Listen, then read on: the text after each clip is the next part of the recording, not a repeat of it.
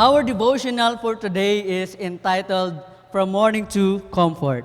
In Matthew chapter 5, verse 4. Blessed are they that mourn, for they shall be comforted. There's a family gathering around the dining table, talking and laughing, but there is one empty chair. The daughter asks, why nobody is sitting there? Then the family becomes quiet because the empty chair represents someone they love who is no longer with them. Suddenly, the laughter changes into tears because mourning reminds us that love makes loss painful.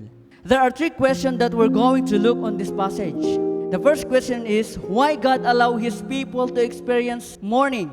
Because our character can be strengthened through trials. In Mount of Blessing, the trials of life are God's workmen to remove the impurities and rawness from our character. And it's a painful process, but prepare to fill its place in heavenly temple.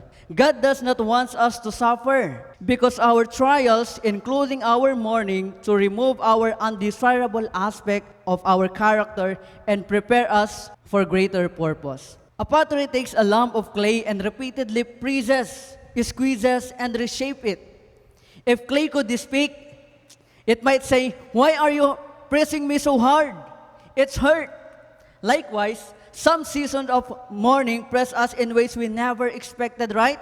And God allowed it to happen because mourning and tears can reveal our dependence to God. The pressure we may feel be painful, but God can use it to shape something beautiful in us. Where is God when we mourn? He is near. The blessed Savior is stunned by many whose eyes are so blinded by tears that they do not discern Him. When our hearts are broken, God's presence is near.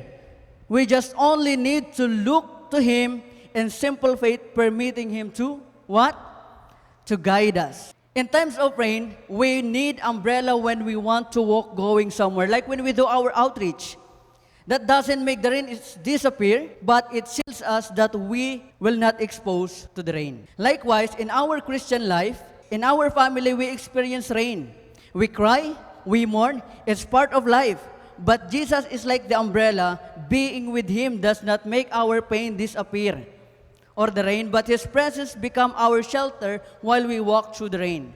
Because Jesus doesn't promise us a life without tears, but He promised us His presence through every tear. So let's always bring our umbrella. In short, always bring Jesus.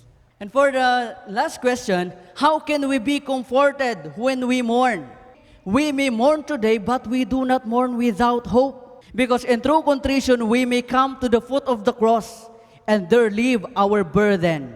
In Matthew chapter 11, verse 28, come to me, all ye that labor and are heavy laden, I will give you rest. Because this is the only thing we need to do when we experience something like this in our life. Because we are not excused to experience trials and mourning. In summary, we learn about these three questions, why God allowed His people to experiencing mourning. Where is God when we mourn? How can we be comforted when we mourn? Is it your desire to be comforted by Jesus in times of mourning? Is it your desire? May I see it by raising your hand.